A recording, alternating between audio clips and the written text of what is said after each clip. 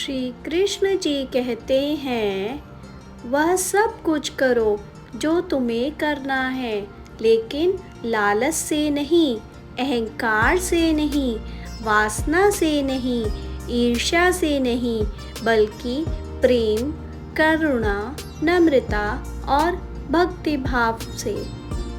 एक जंगल में एक हाथी और एक बकरी रहते थे। दोनों बहुत पक्के दोस्त थे। दोनों साथ में मिलकर हर दिन खाने की तलाश करते थे और साथ में ही खाते थे। एक दिन दोनों खाने की तलाश में अपने जंगल से बहुत दूर निकल गए। वहाँ उन्हें एक तालाब दिखाई दिया। उसी तालाब के किनारे एक बेर का पेड़ था।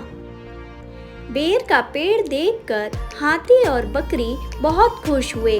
वह दोनों बेर के पेड़ के पास गए। फिर हाथी ने अपनी सूंड से बेर के पेड़ को जोर से हिलाया और जमीन पर ढेर सारे पके हुए बेर गिरने लगे।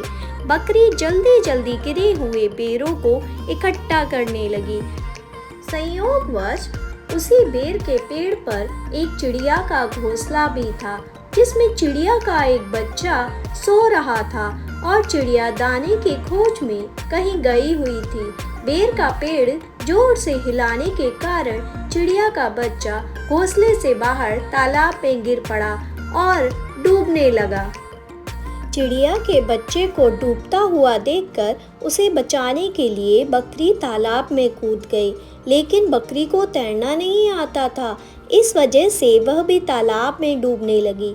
बकरी को डूबता हुआ देखकर हाथी भी तालाब में कूद गया और उसने चिड़िया के बच्चे और बकरी दोनों को डूबने से बचा लिया।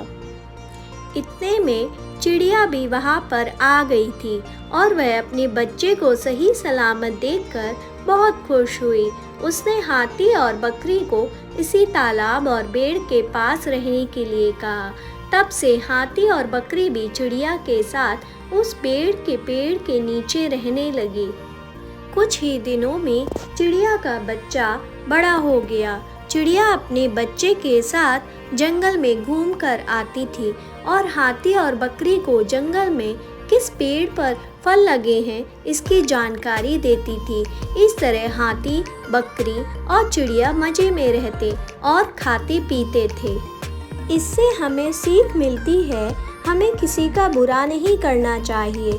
अगर हमारी गलती से किसी को परेशानी होती है तो उस गलती को सुधारना चाहिए और मनमुटाव दूर करते हुए एक दूसरे की मदद करनी चाहिए।